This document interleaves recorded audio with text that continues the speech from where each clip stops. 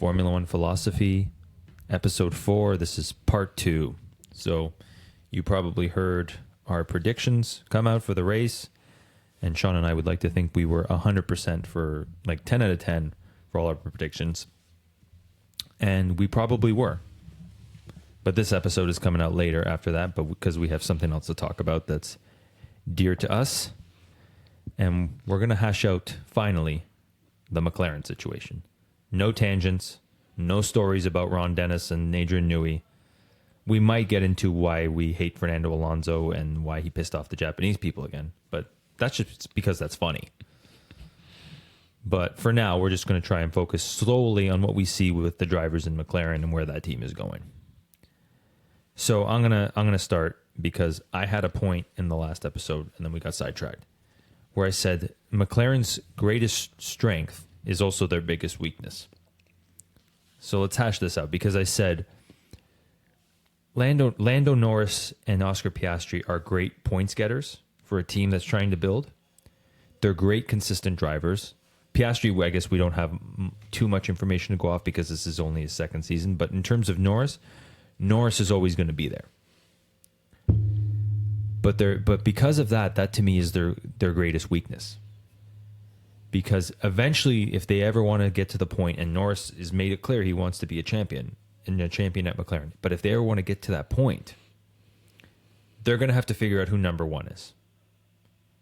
And I've tried to hash this out so many different ways in my mind, but I can't really figure out who number one is because I think they know it has to be Piastri, but they're acting like it's going to be Norris. And I'll elaborate on that more, but I don't want to take up too much time. I want to give you a chance to get your opening statement, and maybe we can start talking about different things we see. So what do you think about that? I think it's been pretty clear, both in Drive to Survive and in the season the last couple years. Lando is the number one. Lando is the one that, regardless of who's next to him, regardless of whatever comments he makes about needing the right car or anything else, he's going to be the one that is always favored. I don't know if he's got pictures of Zach Brown. I don't know what he has. But that is the direction. I think this is similar to the Ferrari thing. I think Zach has seen potential in Piastri, just like Alpine did, just like a lot of people did. And it's not that they want Lando to be champion and Piastri just to score enough points to keep them going. They legitimately want two drivers that are going to be 1 and 2, right? They want to get to the point where Lando's finishing number 1 every weekend and Piastri's right behind him in second. Or there's some races where Piastri gets 1, yeah. Sure. Yeah. But ultimately, Lando's the boy. I don't see why you would think there's any chance Piastri overturns Lando. Because why go to great lengths to get him? And I know you just said that, like, okay, we want to get to the point where he's 1, he's 2. But if you think he's that good, if you're willing to torpedo your relationship with Alpine in the paddock for this kid, at some point you must think he's championship worthy material. And maybe it's in the sense that you're saying, okay, it's going to be Lando, and then once Lando moves aside, then Oscar can take over. And after years of being number 2, yeah. That's one way to do it. The other way to look at it is if Piastri is truly as good as he's made out to be, and I think there's potential that he is, you want to keep him out of a better car.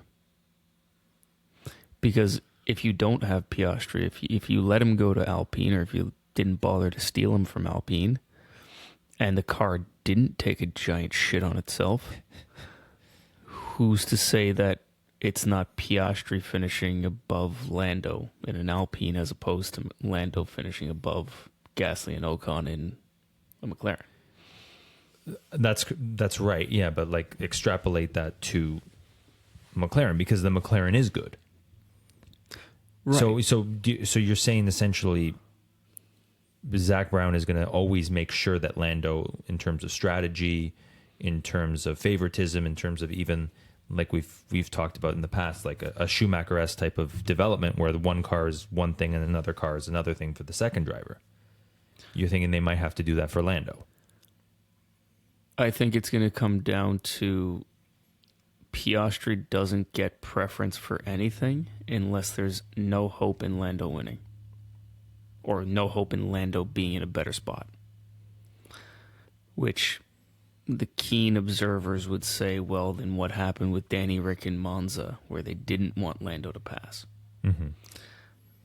I think at that point, Lando is still relatively young and Danny's a proven race winner. So it was, fuck it, he's in first. Let's not slow it down. This is going to be the first race win in how many years? Mm-hmm. Let's just keep it that way and not risk it. Now that the car is actually good and they have a chance to be up there, Lando's capable with the car. He is. And I think a lot of his comments about needing the right car is not that he's looking for someone to come and give him a perfect car. He's looking for what they got last year. The car clearly wasn't what he wanted at the beginning of last year, and then in the middle when they made that upgrade, that was the car he wanted, and that was the car that could do what he wanted. Now it still needed more development. Yeah, I was going to say he never won. Right, He still never won. So I wonder, and this I'm not trying to get too off topic. I'm just saying, is he really who we think he is, or is he a function of overhype in the media? Is he really that good, or has he just been told he's been so good for so long? I think he's that good. And I think he's that good because we see it in some of these races. I can't remember exactly what year it was, but it was Austria, where the last 4 laps, he was 4 seconds away from whoever was in front of him, and he gained over a second a lap to finish in front of him on the last lap. Right?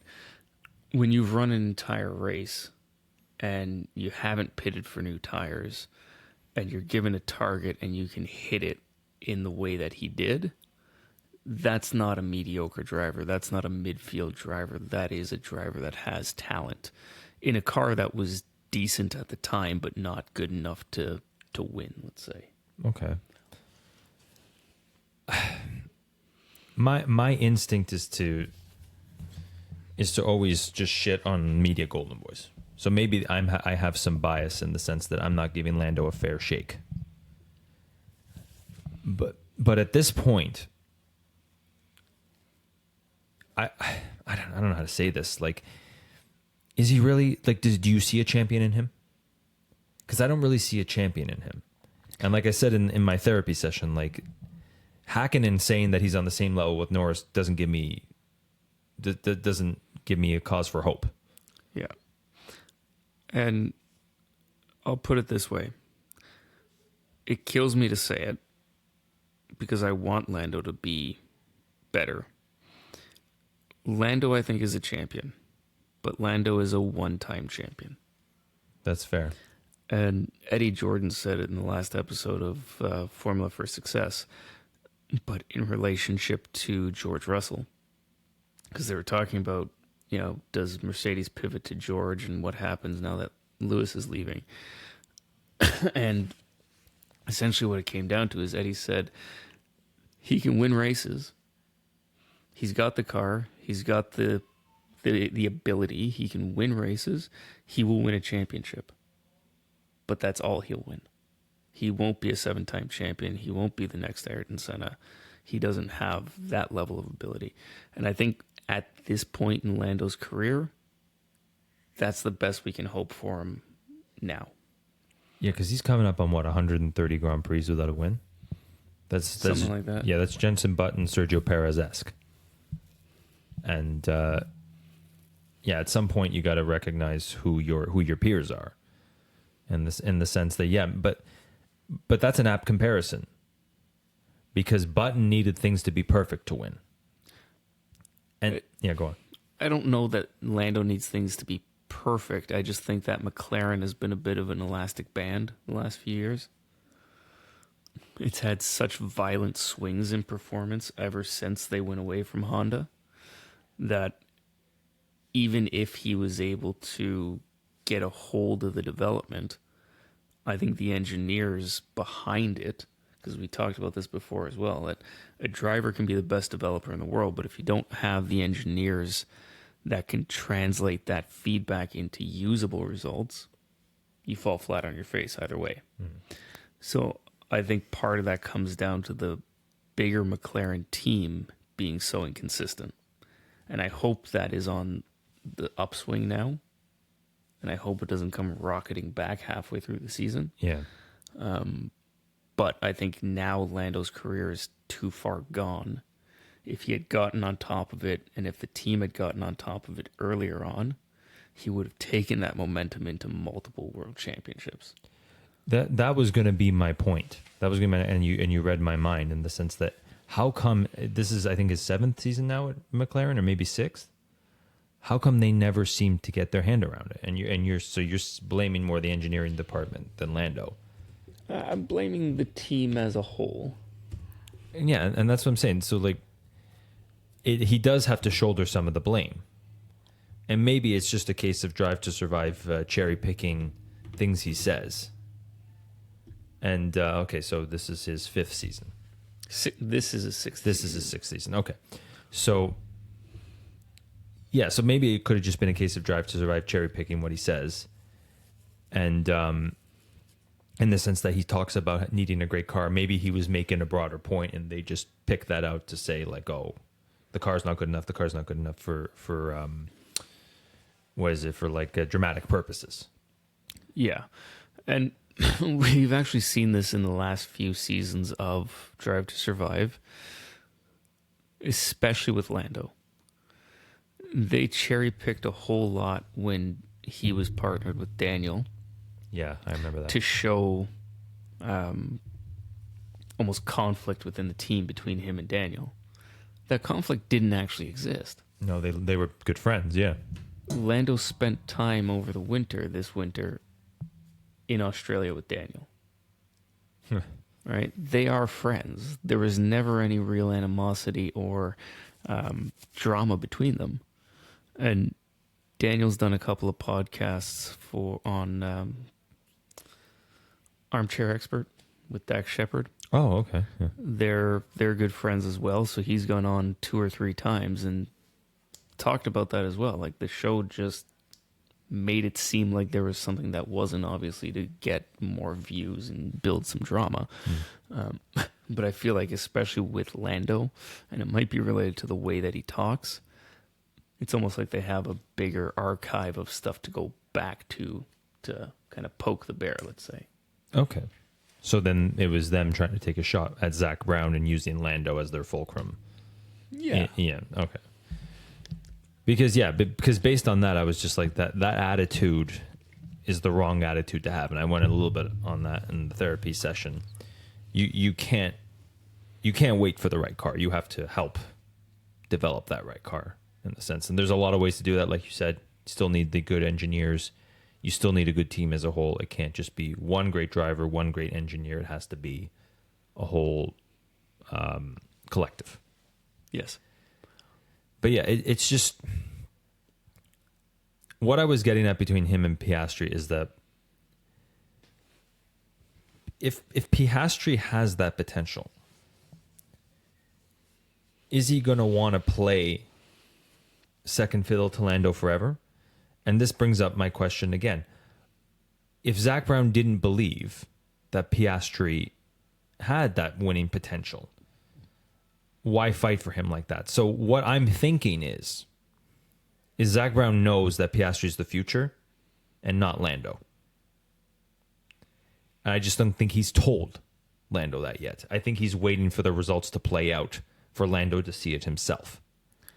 And this could be a big problem in Mercedes, in McLaren. Yeah, so on that note, Piastri is 5 years the junior.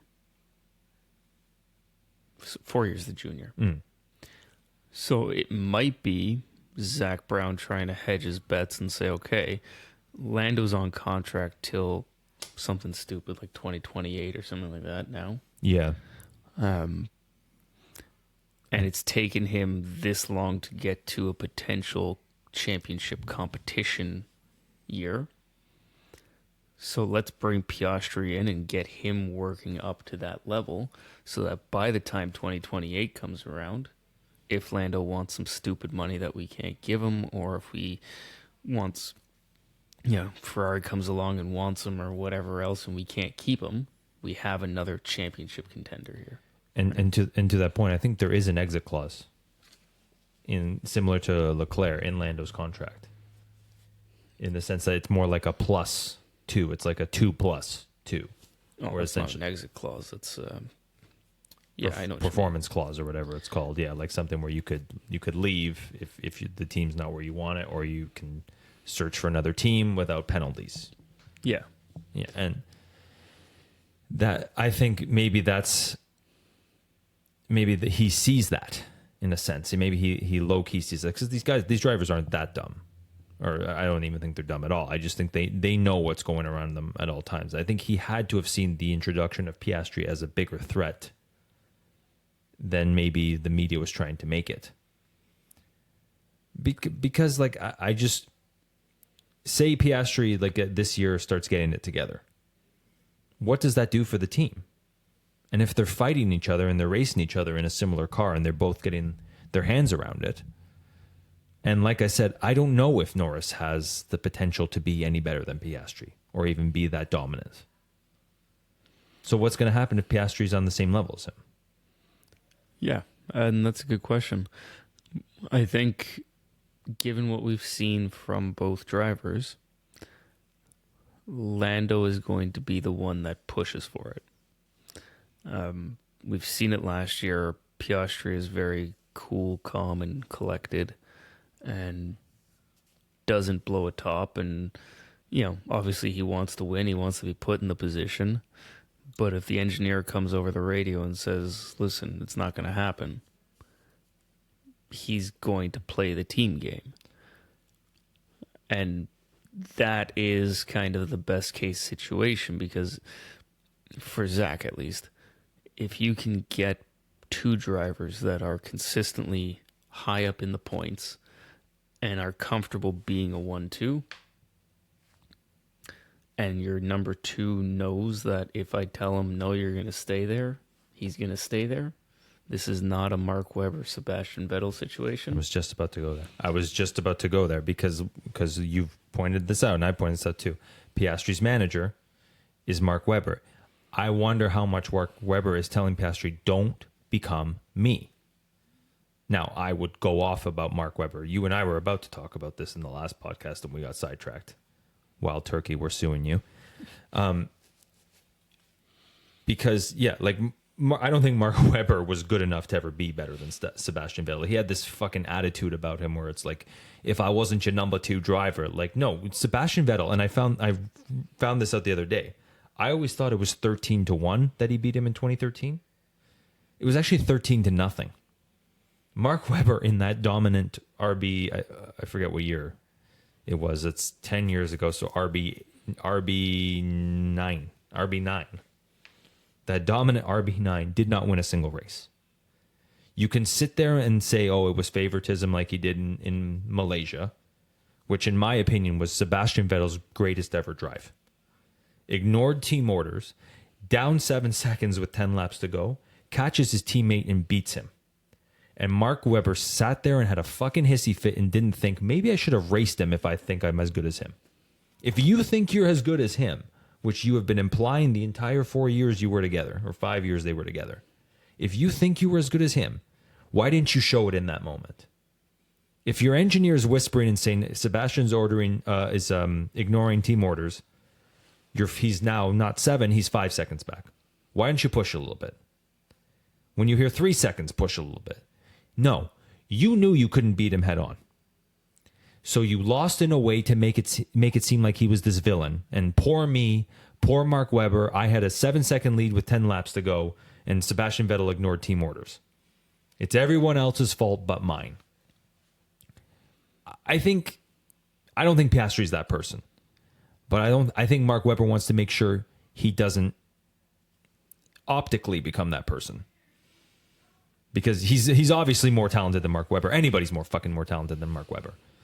And we were also about to make a point too that you said you liked Mark Webber and David Coulthard. I love David Coulthard, but why do you like Mark Webber? Because you were about to make that point last week. Or did I say too much here that you need to unpack a lot first? No, that's fine. This is the thing.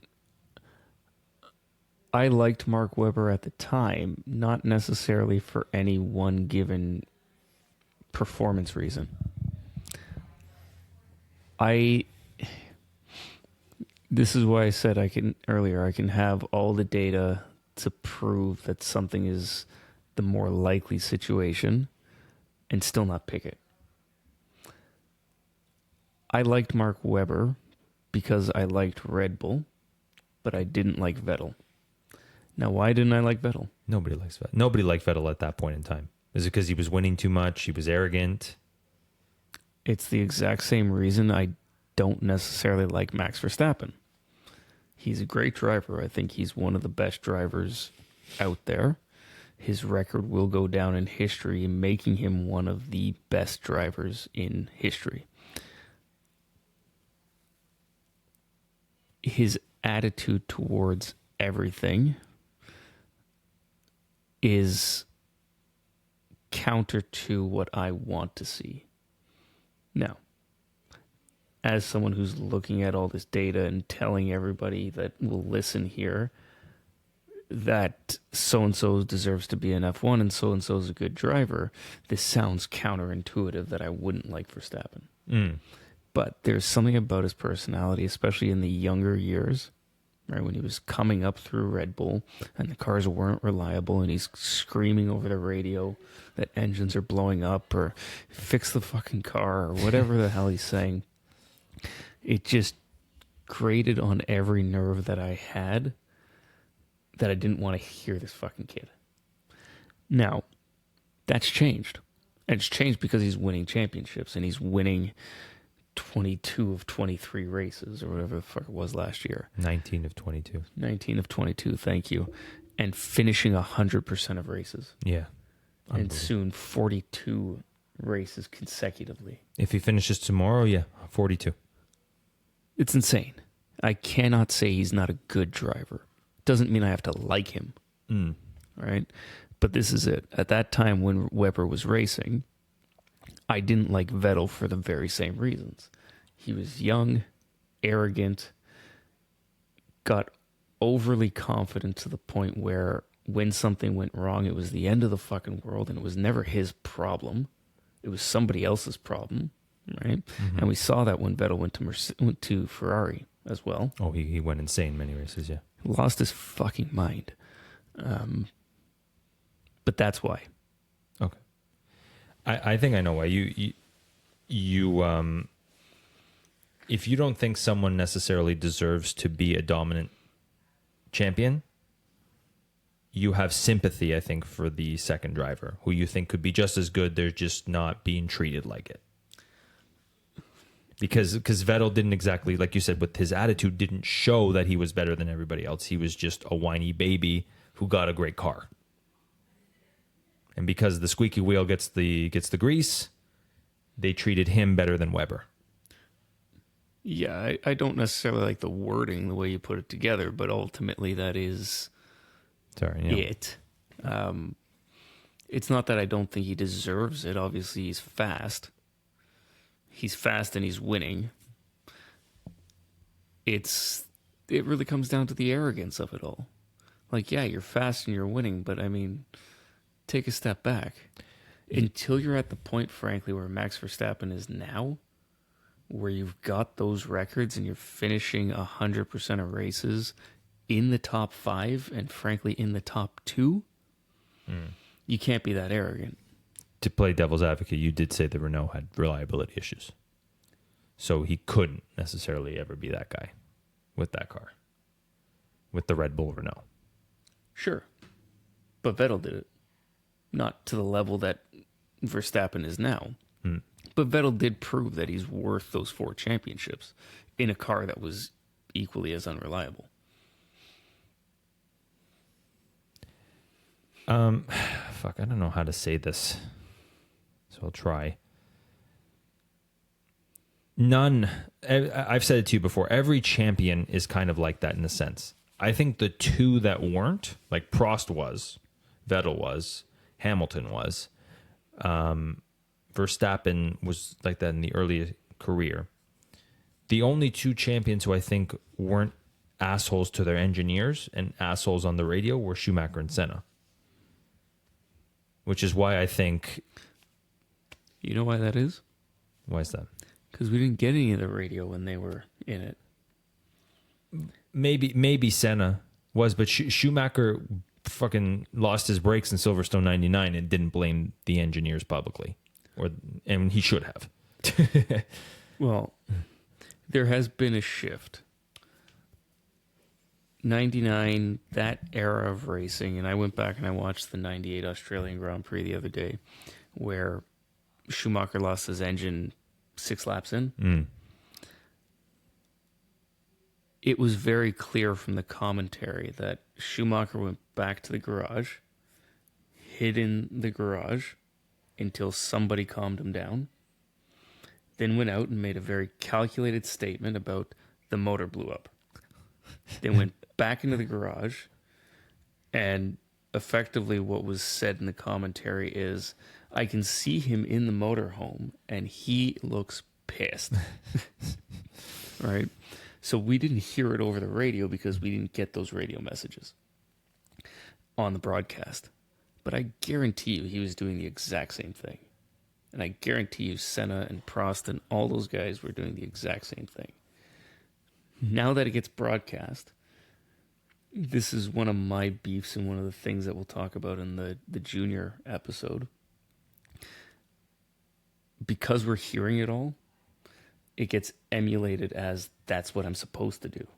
Oh, monkey see, monkey do type of thing. Like the F2 drivers think, if I want to be like the F1 drivers, I need to give my opinion. I need to give my opinion, and I need to be loud, and I need to make sure that I'm heard. No. There's a certain way to do things, and this is what irked me about Vettel and Verstappen early on, is that's, especially with Vettel, that's when we started getting radio chatter and where we started seeing a lot of these conversations more and more. It's not the way that I would go about it, and it's not the way that racing for big teams was typically thought of, right? The drivers are an employee of the team. There's a respect there. When you're put in front of the cameras, when you're put in front of the sponsors, you're serving the team. The team takes precedent over the driver. Whereas now, with champions like this, and I'll agree with you 100%, the champions have always been this way. Mm-hmm. The true champions will always have that same type of attitude. The problem is what you put out in public, right? A lot of what we know about Schumacher came out after his career was over. Yes. Obviously, there's video of him running through the pits and trying to punch people in the face. Coulthard deserved it. Sure. But that was, let's say, the outlier. For the most part, we didn't hear this stuff from Schumacher. No. You heard, okay, yeah, he's upset. The reliability isn't there. He's upset that this, whatever. But you never heard him go on there and say, the team's not doing well. We need to, pick it up. We need to do better. You never heard that. It was always, we're working on it. The team is doing this. We're doing that. Whatever. He always made it sound like he was shouldering the responsibility. Right. Mm-hmm. So it's that shift from the team to the driver, right? It's almost now that it seems the team comes second to the driver, and the team is there to serve the driver, right? But ultimately, these drivers are under contract to a team. They're employees of the team still. So why are they not behaving that way? I have 2 parts to that. One, I wonder if it's the you could also make a point for the exact opposite, that it used to be more about the driver back in the day. Now it's more about the team. Whereas just because they put a spotlight on the driver, I think the teams definitely have more of a precedent. I think the cars are a lot easier to drive. I think it's more about the engineering department these days than it is the driver than to say the 90s, early 2000s. That's just me making like a devil's advocate statement.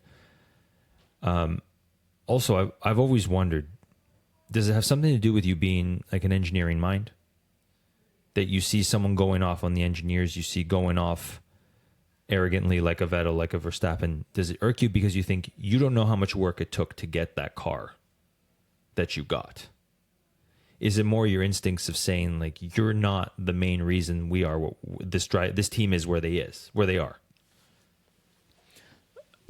and that's why you have more of affinity for the number 2 driver who's calm, collected, and humble. Yeah, I will admit that there is an aspect of that. If I was in an engineering role in one of those teams and that's what I was hearing, my instinct would be, what the fuck? You come sit behind this workstation and try and do what I do, right? So there is absolutely an element of that in my own ego. But again, this is just my own feeling, right? I don't disagree that Vettel is a great driver, that Verstappen is a great driver. I don't have to like them, right? I like Danny Rick. He's never going to be a multiple world champion. I don't like Verstappen, but absolutely he's got another 5 in him. Danny Rick to you is we won't get too off topic, by the way, people. We're going to circle back this back to McLaren. We're just making some big points here. Do you think Danny Rick is your template, like of a driver you wish could be a champion, a multiple time champion? Someone who like a lovable personality, humble, changed the game in a lot of ways. Like he helped bring out a generation of dive bombers, and like I say that like it's very crass, because what he does is like an art with the way he takes cornering. Yeah, you're not wrong. He's had an impact. The problem is nobody can do it like he does. Exactly. And he's not a multiple world champion. He may have had the ability to do that if Verstappen hadn't come around and he hadn't shot himself in the foot by going to Renault, maybe we would see a different Danny. His abilities with that car, and it's very clear that he was extremely comfortable at Red Bull. His ability with the car that he's comfortable with is impeccable. We saw it at McLaren. He looked clumsy. He wasn't comfortable with that car. He had no idea what he was doing. The Red Bulls, and this goes back to your point from the therapy session that I won't go into too much, putting him in Max's Red Bull and comparing his time to Max was not about replacing Nick de Vries. It was about, is he still who we think he is? I see. Okay. Right? Is he someone that can say, that's tight, I'm going to make it, and then actually make it, as opposed to, that's tight, I'm going to make it, but oh, fuck, no, I'm not. And then, yeah. Right. Who's a good analogy? Pastor Maldonado is the latter. Okay, let's circle this back to McLaren, because we didn't get off topic. It's actually part of the broader point of Mark Webber. And I just want to add one more thing. I think I made sure you commented on the fact of how you see things as an engineer, because you qualified this too by saying I understand that Vettel, Verstappen, Schumacher, Senna, they're all amazing drivers, obviously. I say that because I think a lot of people like lovable losers. I think it's this cancer I've talked about many times before in the minds of people watching Formula One, is that they try and find exceptionality in bad drivers. Go Tiffy is the best example. That he gets this cult-like following for being terrible because they want to like him. Everybody wants the underdog story. Yes. But this sport is not an underdog sport. No. Not at all, which is why I go off on Nico Hulkenberg, Kevin Magnussen, Valtteri Bottas right now, Zhou, Yuki. Like, I don't want to see people who aren't performing being treated with respect. I want the pressure to be put on them. And this is where I will agree with you in the sense that previously in F1, it was better in the sense that you had some teams that would run through 5, 6, 7 drivers a year. Mm-hmm. Either they couldn't pay them or the driver couldn't bring enough sponsorship to the team and the budget wasn't good, so they were looking for people who could bring money. Mm-hmm. Or they were Takuma Sato crashing the car every 5 seconds. Yes. Yeah. But that's just it. You've got these, and I hate to use the term because they're really not mediocre drivers, but mediocre drivers that come in and get 3, 4, 5 years in the sport, if not more, simply for the sake of continuity. Mm-hmm. You and I were looking at it the other day. The Jordan team in the 90s, I think, ran 6 drivers in 1 year. Yeah. What was it, 97? Might have been, yeah. Somewhere. But that was strictly budget related. Either the drivers weren't getting paid and were driving simply to get the exposure to drive, or Jordan needed money, so this guy brought sponsorship and therefore he got to drive. Mm-hmm. And frankly, it was never enough money because they never stuck around for more than a few races. Yeah, because, and this goes back to what I talked about with the point system, it's because to get money, to get the funding to ride up the ladder in the constructors, you had to be a top 6 driver. So yeah, okay, you bring the sponsorship, but then 5 races in, you can't get anywhere near the top 10 when 6th gets points. Okay, we got to try something new here. Let's try a driver. Let's keep rotating these drivers until we get someone who can get in the top 6. And then once you're able to get in the top 6, there's momentum there that you can get podiums, wins. And that's how teams used to grow, right? But that's also how drivers used to grow.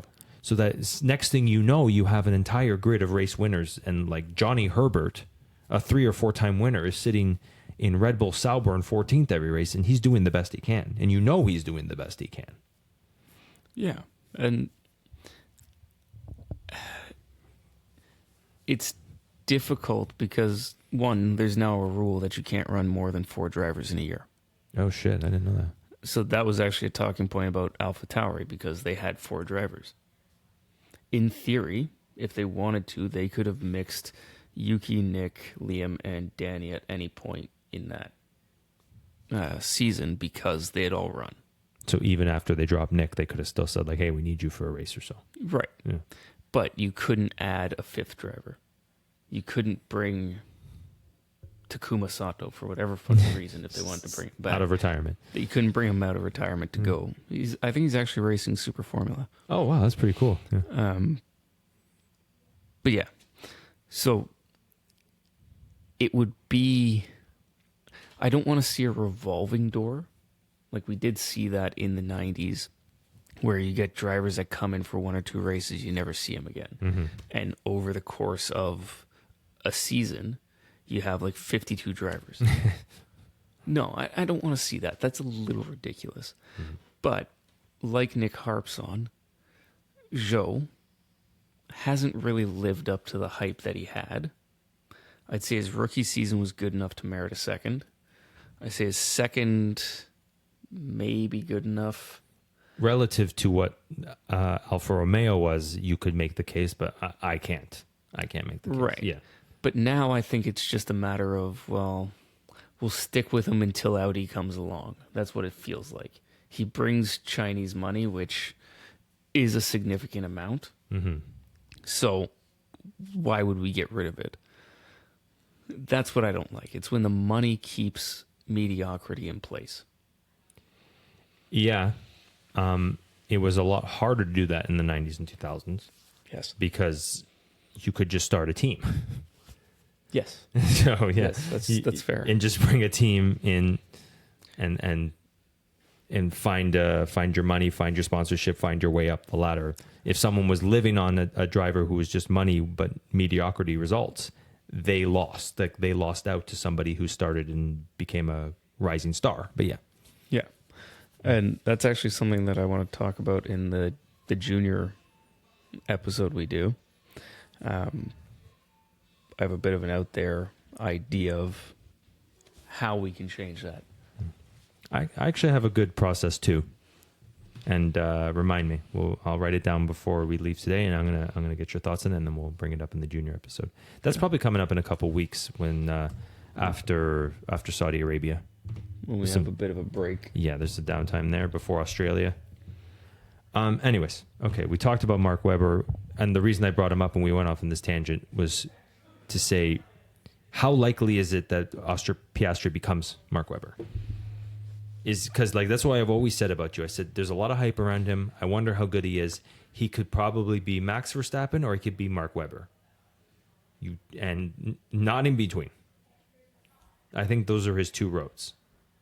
The route to become Max Verstappen is he overshadows Lando Norris this year.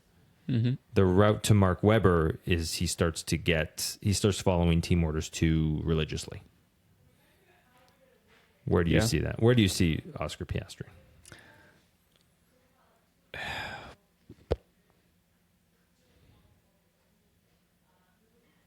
The unfortunate thing is I think he might be headed down that road of the Mark Webber. He is fantastic in the car. He's consistent. He's fast. But I think we do run into this situation where his potential to win a championship is going to be stifled in favor of Lando Norris. Mm-hmm. And I think he's going to sit back and take it. Yeah, that's not necessarily the right road for him. That's not the right idea for him. He shouldn't take it. Yes. If he wants to be any better, he has to step up in certain situations and show he's better than Norris. Right. And I'm looking at the numbers I put together, specifically finishing position after the upgrade. Mm-hmm.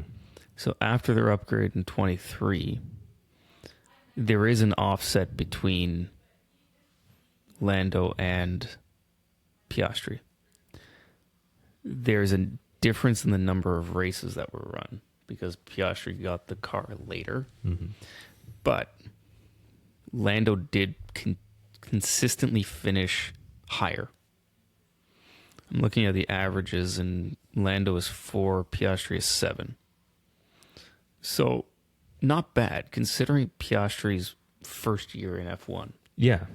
After being in a terrible car and not having the idea of what a good car feels like, he gets this new car, and he's able to put it in the top 10 consistently. Mm-hmm. Whereas he only did it really once, in my opinion, the first half in Monaco. To me, Australia 2023 should not be a benchmark for anybody. And their results in that season, that was just a fuckery race. But yeah, after that, he does take control of that good car and have some pretty good results with it. Yeah. And he only beat Norris once by the looks of it in Qatar, in the sprint and the race.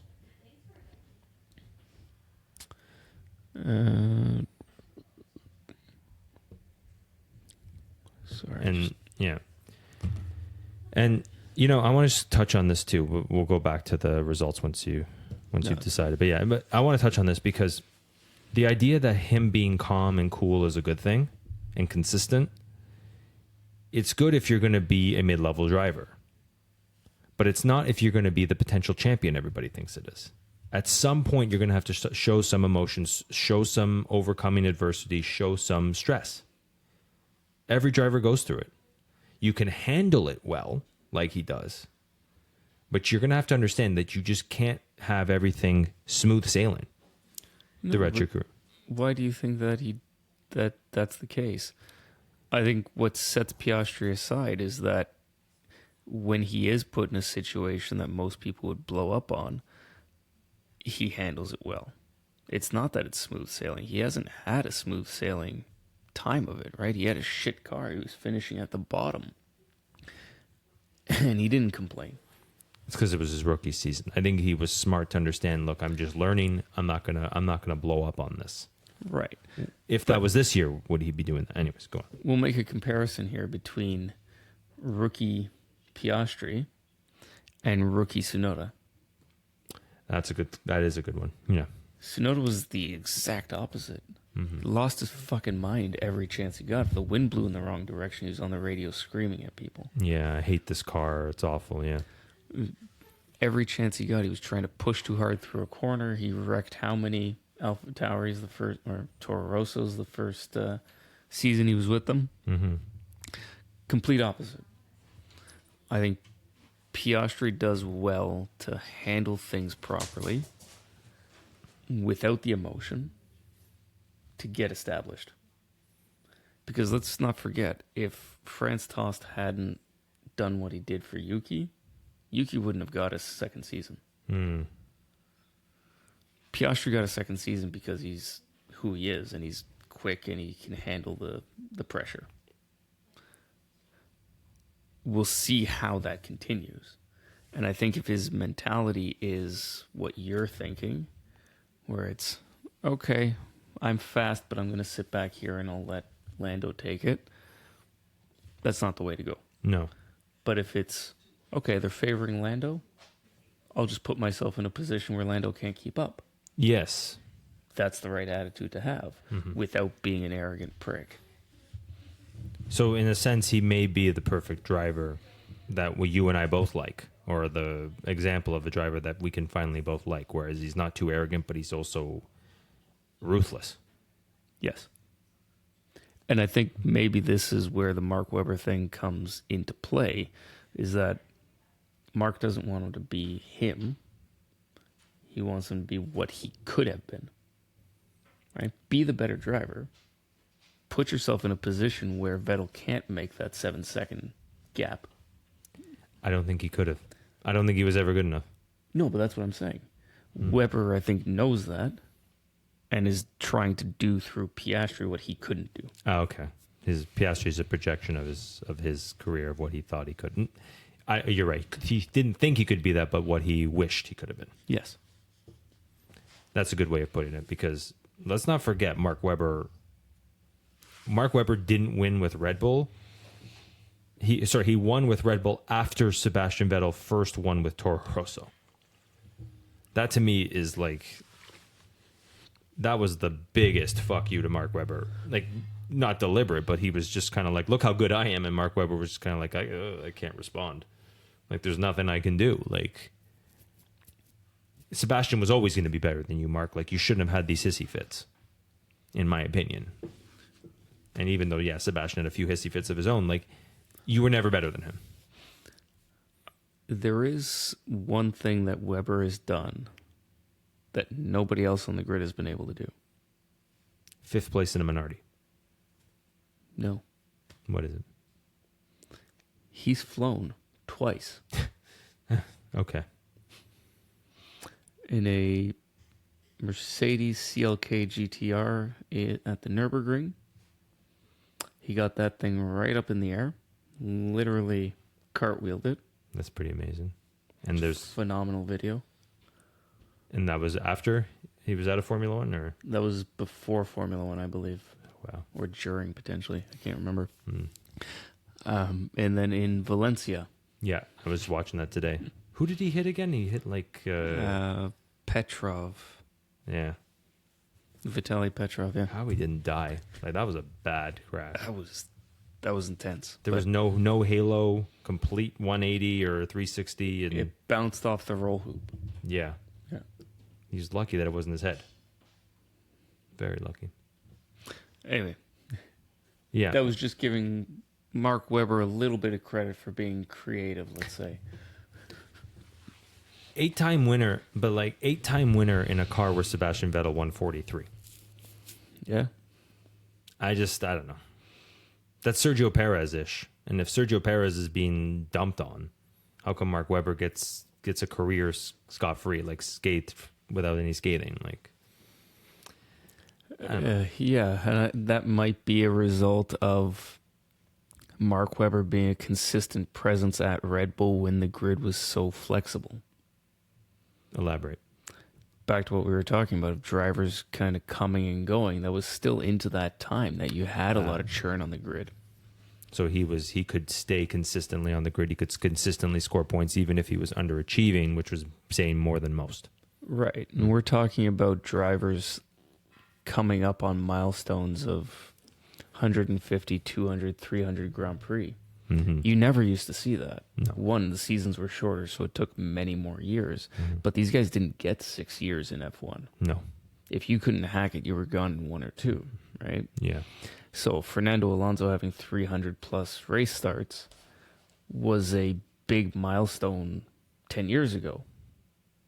Now, Lance Stroll's coming up on some stupid number. It's coming up on probably 150. Easily, yeah. Right. And yeah, Michael Schumacher didn't. I don't think Michael Schumacher had 200 Grand Prix. Like, if we look over it, he probably didn't. Yeah, we'd have to look at it. Because he had 91 wins, and he had fewer poles. I think he maybe had 100 poles, or even potentially less than 91 poles. Yeah, well, but there was only 16 races seasons when he was driving.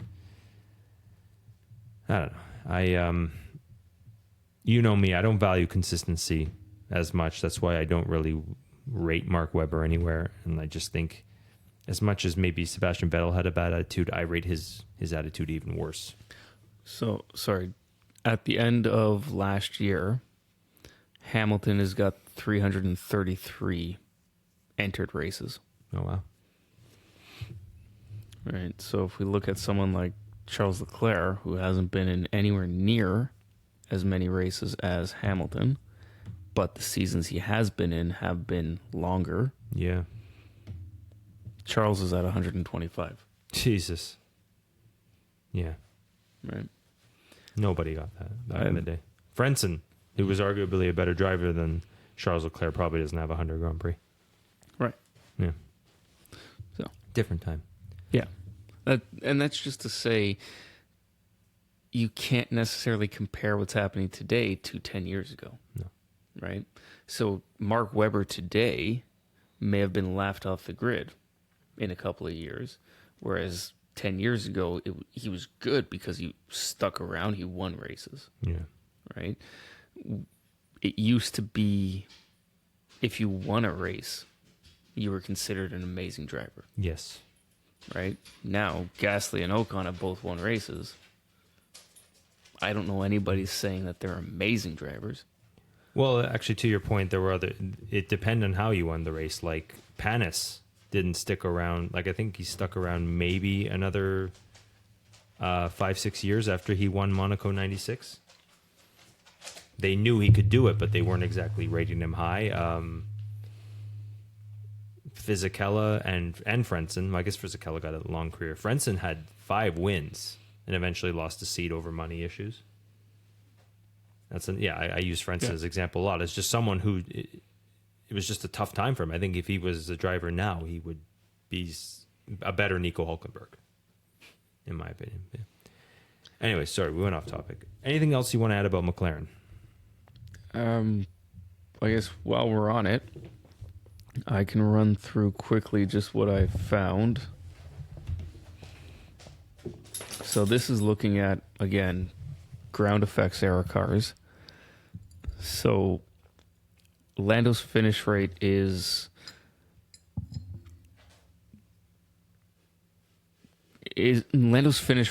pretty impressive. We've seen in some of the other younger drivers where they've got high amounts of retirements, whether it's for reliability or for crashes. Obviously, crashes are potentially driver related. I say potentially because someone could have run into them. Mm-hmm. But if you're crashing out, it's typically a sign of you made a mistake.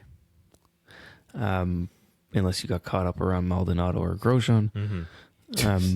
But also reliability failures. So DNF because your engine goes pop or DNF because your suspension collapses can be driver related. We saw that with Magnussen this year in Mexico. That was design related. That was overheating brakes basically destroyed the suspension. Oh, I thought it was because he went over the curbs too many times. That doesn't help. Okay. But yeah, so especially with the engines, and I didn't do a good job of explaining this with Alonso last week in his time at Honda. Alonso had a tendency to finish or not finish, right? We talked about that. And I think a lot of the DNFs with Honda, because he had more DNFs than Jensen did. Same engine, same chassis, same everything. A lot more DNFs for engine-related problems. And I think what it was, the throttle inputs, how you get on and off the gas, how you overlap brake and gas as you're going into a corner, will all play into engine durability. How high you rev it before you're shifting, how high you hold it at the red line if you get there before you shift. Those all factor into reliability. And I think a driver like Alonso is, let's say, more of an ape when it comes to that type of thing than someone with a little bit more finesse. And I think that's part of what Verstappen has gotten to with this Honda engine. It's all come together around the way that he drives, and that's what's given him the ability to finish an entire season without a DNF. Right? Stuff like driving over the curbs. How far over the curb do you go? How many curbs are you running over?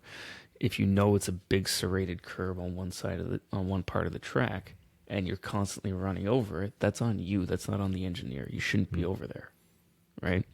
So this is all about reliability being driver related as well as the car. Lando has very good finish rates and has his entire career.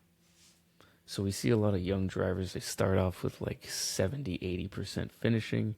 Lando is high 90s his entire career. So there's something about him that is very smooth, very consistent, very, let's say, mechanically sensitive. He's not beating the piss out of cars. Right? So that's another thing that I think plays into Lando's hand, where to the metric that you don't like of, yeah, he got 7th, but he got 7th because 10 cars didn't finish. You have to be there in the race to get points. If 10 cars finish and you get 7th, you still got 7th. And I don't want to talk about Nico Hulkenberg and all that nonsense again. But if you take it from a Lando perspective, if he's in 5th and he's constantly in 5th, and a car in front of him DNFs because they're too hard on the throttle and they're not sympathetic to the engine, Lando's got it because he's reliable. He's not going to kill the engine when he needs it most. I was talking specifically about Australia 2023, which was fuckery. They should have never red flagged the race. That's what I was getting at. Yeah, sure. With Nico, Yuki, Oscar, all the people who got points, Joe, Valtteri, like everybody got points there. It was kind of tainted, in my opinion. It wasn't a good metric, is all I was getting at. Because you're right, reliability does factor heavily into F1. I love the races where 3 cars finish. You know what I mean? Like, yeah, it's not a great win, but it's still it's an interesting win. Sure. You stayed on the course. Yeah.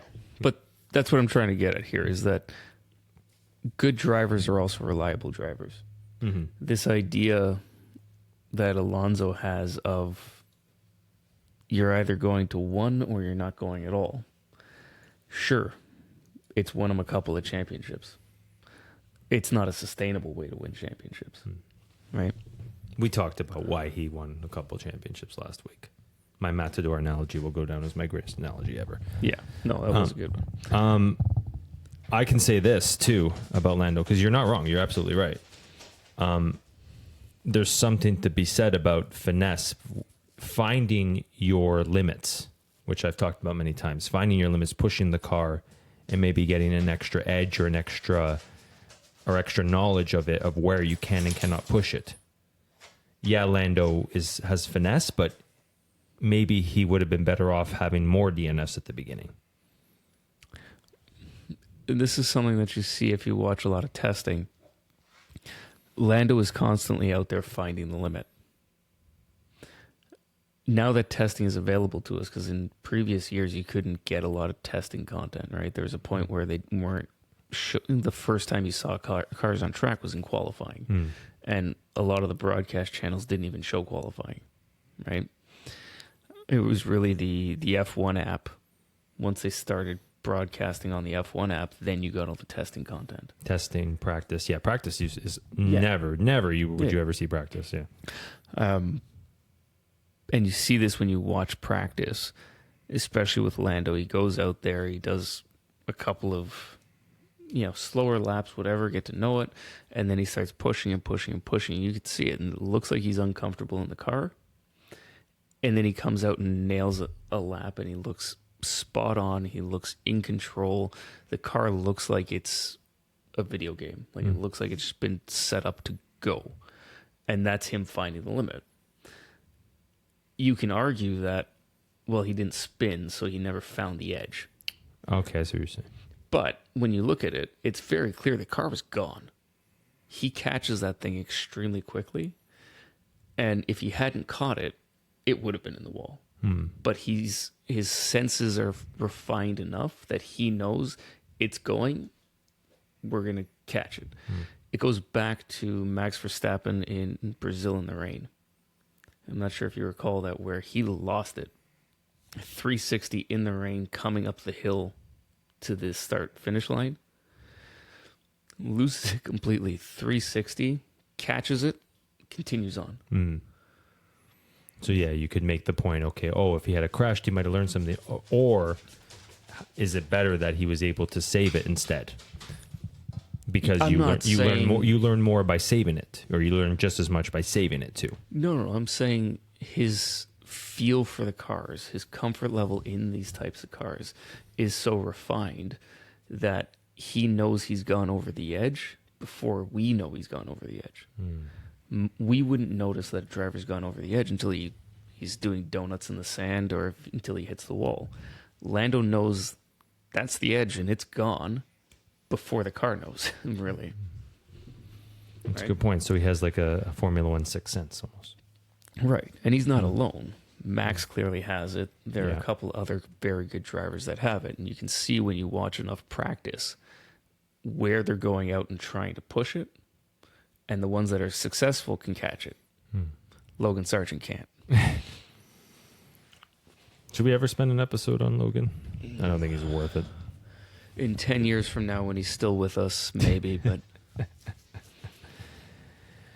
So, yeah, that's a good point. It put Lando in a different perspective for me there. Maybe he is that driver. He might be his own unique driver where other drivers' metrics aren't a good gauge for what he could be. Yes. Whereas for the most part, you can get a sense, like the Verstappens in the Schumacher Senna realm.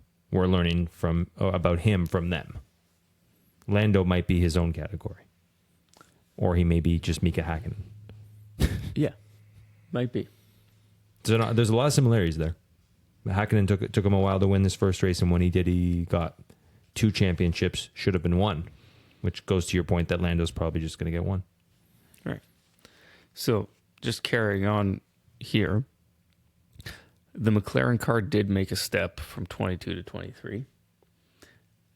It doesn't look as good as it should because of that early misstep. Right? The early car sucked so hard that it clouded over any potential the second generation car would have had. The car does suit Lando. He did do better across both teammates, because this compares Ricciardo and Piastri.